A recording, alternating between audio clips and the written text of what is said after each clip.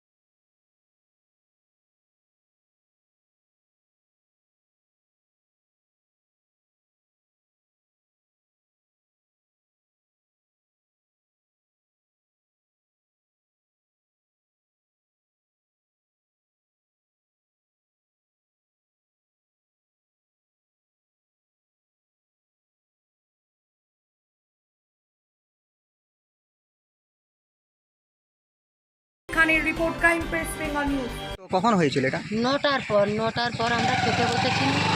খেতে বসার পর দেখছি রাত্রেবেলা একটা খুব আওয়াজ হলো। আমরা ফাঁকে বেরিয়ে দেখছি নাকি ওইটা মানে পড়ে গেছে। দেখছি বড় ঘরটা পর্যন্ত ফেটে গেছে। এখন আমরা ওই ঘরটায় থাকতে খুব কষ্ট হচ্ছে। আর আমরা সরকারের কাছে একটু সাহায্য খুঁজছি, আমাদেরকে কিন্তু দিতে আবেদন করছি, আমাদেরকে কিছু দিতে হবে। আমরা ওই ঘরটায় থাকতে পারছি না, গোটাই ফেটে গেছে।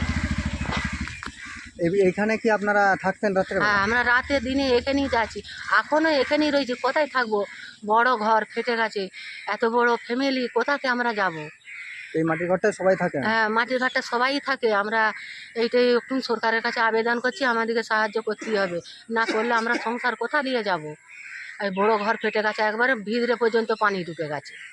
ভয়ভীতির মধ্যে রয়েছে? হ্যাঁ, ভয়ের মধ্যে রয়েছি। এত বৃষ্টি হলে মনে হচ্ছে কি যে আরো ভেঙে যেতে পারে? হ্যাঁ, আরো ভেঙে, রাতে মনে হচ্ছে ঘুমোতে ঘুমোতে যে আবার যদি ভেঙে যেতে পারে, গায়ে চাপা পড়ে যাব। বলুন। জানলাম বলতে লোক এসে বলছে তোমাদের ঘর পড়ে যাচ্ছে গো। তোমরা কি তখন কি করছিলে? খাওয়া দাওয়া হুম, তখন কি এখানে ছিলেন নাকি খাওয়া দাওয়া করছিলেন? না আমি খাওয়া দাওয়া করছি। আওয়াজ শুনে ছুটে আসলেন। আপনার নাম? শামসুল গায়েন।